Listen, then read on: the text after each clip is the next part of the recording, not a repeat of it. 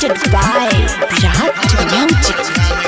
सच में तू जानी लागे छ परान गे, सच में तू जानी लागे छ परान गे।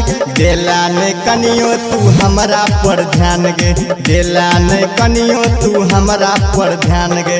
सच में तू जानी लागे छ परान गे, सच में तू जानी लागे छ परान गे। देला ने कनियो तू हमरा पर ध्यान गे, देला ने कनियो तू हमरा पर ध्यान गे। डीजे मुन्ना राज। देला ने कनियो तू हमरा पर ध्यान गे, हमरा पर ध्यान गे। तोरा घुमलियो मधुबनी बाजार गे, चुपे चोरी कैला तू दूसरा से प्यार गे। तोरा घुमलियो मधुबनी बाजार गे, चुपे चोरी कैला तू दूसरा से प्यार गे। सच में तू रानी भो गेला बेईमान गे, सच में तू रानी भो गेला बेईमान गे। देला ने कनियो तू हमरा पर ध्यान गे, देला ने कनियो तू हमरा पर ध्यान गे।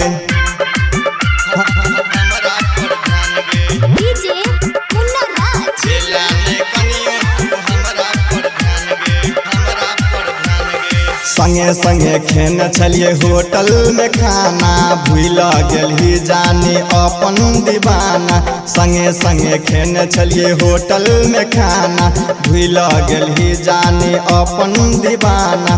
दूसरा पर छौड़ी तू मारे छलाइन गे, दूसरा पर छौड़ी तू मारे छलाइन गे। देला ने कनियो तू हमरा पर ध्यान गे, देला ने कनियो तू हमरा पर ध्यान गे।